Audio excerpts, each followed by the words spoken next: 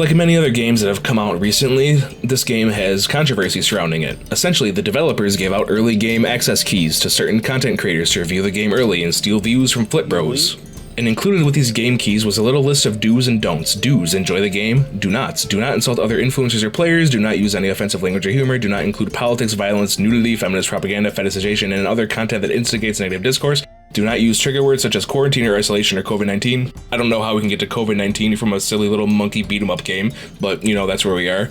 Do not discuss content related to China's game industry's policies, news, opinions, etc. And you know, a lot of people are mad about this because, you know, it's the, you know, this is America. We got a freedom of speech. We don't want to listen to no communist, authoritarian Chinese party that don't got no freedom of speech. So why don't you go use your freedom of speech and go argue in the comments about whether you think this is okay or not okay. Anyway, it's time to play the new Chinese monkey game, Black Myth Wukong, the game where you play as Harambe's disgruntled cousin Wukong and set out to exact vengeance for the murder of your cousin Harambe. Not really, the story is that you're just a monkey dude chilling on your mountain, but then some blue man group rejects and a literal army come to ruin your day, so you fly over to confront the evildoers. After beating up their little cousin, they finally have enough and jump you, and then the sun gets in your eyes. The glare up here is dazzling.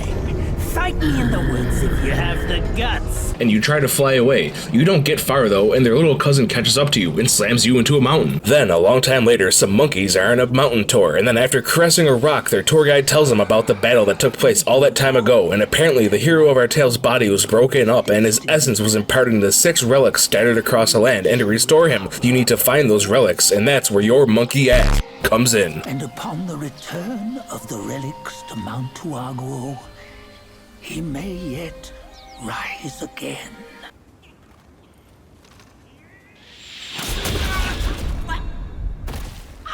For graphics, I sincerely challenge you to say something bad about them. Look at the view. There's all kinds of grand set pieces throughout the game, like this big ass tornado, and there's little details like the grass moving when you walk through it. Particle effects are crazy, and the game just looks amazing. I have seriously nothing bad to say about it. Black Myth Wukong plays like a Souls game. You kill all the useless wastes of space standing in your way as you make your way from boss to boss while opening assorted cans of whoop ass and everything, including the pots. Opening big old chests, exploring for pickups, and occasionally stopping at bonfires to catch your breath. This game calls them keeper shrines, but they're basically just bonfires from Souls games. You can rest at them to restore all your resources, respawn at them, reset your sparks which you use to unlock talents at no cost, buy and sell your shiny little knickknacks and some other things. Eventually you're gonna end up dying to bosses a lot, unless you're way better at the game than me. Anyways, you're just gonna end up running past the trash mobs like they don't exist to get to the bosses. You're gonna fight them over and over and over and over and over and over until you beat them.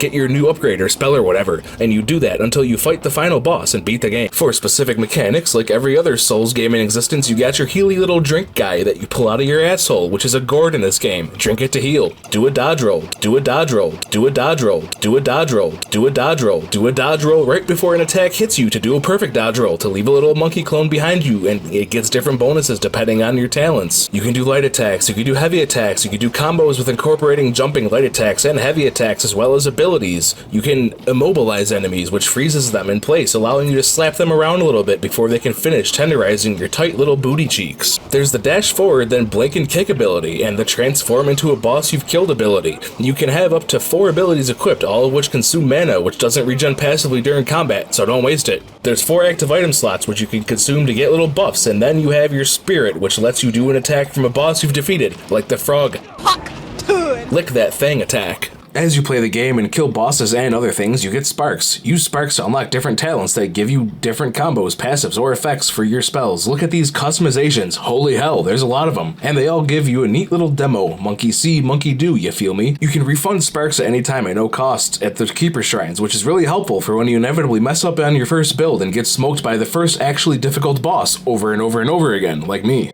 Then you got your equipment like armor, weapons, and curios, which all give stats and additional passives, like the first set you can craft that gives you defense, increases sprint speed, and gives you more damage based on how far you sprint, or you can use the wolf mask, which you get for killing the wolf boss, which gives you more damage against low HP targets. For enemy variety, there's trash mobs, side bosses, and main bosses. There's a good variety of trash mobs I've encountered in just the first chapter, and they all pretty much fall over like a drunk 18-year-old at the first house party when you fight them.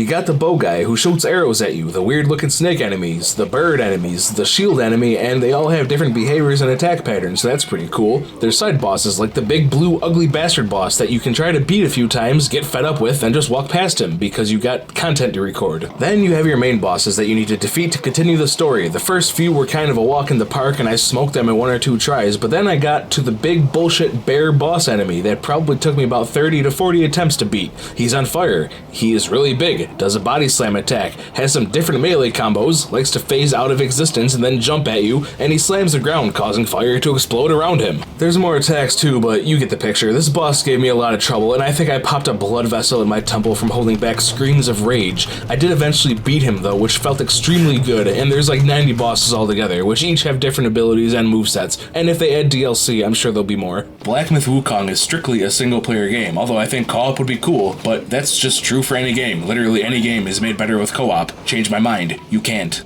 The game is in general pretty fun. The most annoying thing was the BS camera angles in boss fights where the boss model is either large or they move very fast, because when you lock the camera onto them, it just causes your camera to fling all over the place and causes you to miss the animations of attacks, which made me die a bunch and really aggravated me because those deaths are not even my fault, although the deaths that were my fault still pissed me off. To recap, Black Myth Wukong is a good Souls-like game that's really pretty to look at. It's fun, challenging, and has a really good variety of builds and talents and enemies for you to fight against and try out, and in the first chapter alone, there was like 11 bosses in total, in just the first chapter. They're all unique, have their own attack patterns and strategies that you need to utilize to beat them, as well as unique rewards, and gives you a reason to hunt them down and motivate you to beat them. The environments are unique from chapter to chapter, like in the first chapter you're in a forest, in the next chapter you're in like a mountainous desert region. It's a game made by a Chinese developer, so some of the syntax can be a little weird at times, as Chinese doesn't always translate directly to English, and there were some parts of the dialogue that just felt off to me, like this. Wouldn't it be fun if I pluck your extra eye out for my snack and allow you to keep the other 2? On our patented 0 to 1 scale, we rate this game a 0.88 out of 1. I can't really find anything bad to say about it, aside from some of the annoying camera angles during boss fights that get you killed because of RNG. The gameplay isn't repetitive because there's just so many bosses with unique movesets as well as so many builds to try. If you like this no bullshit review of Black Myth Wukong, please trick yourself into hitting that subscribe button, throw your poo at the like button, and comment justice for Harambe in the comments. Thank you, good night, and if you need your sleep schedule reset, just pull an all-nighter. It works like a charm.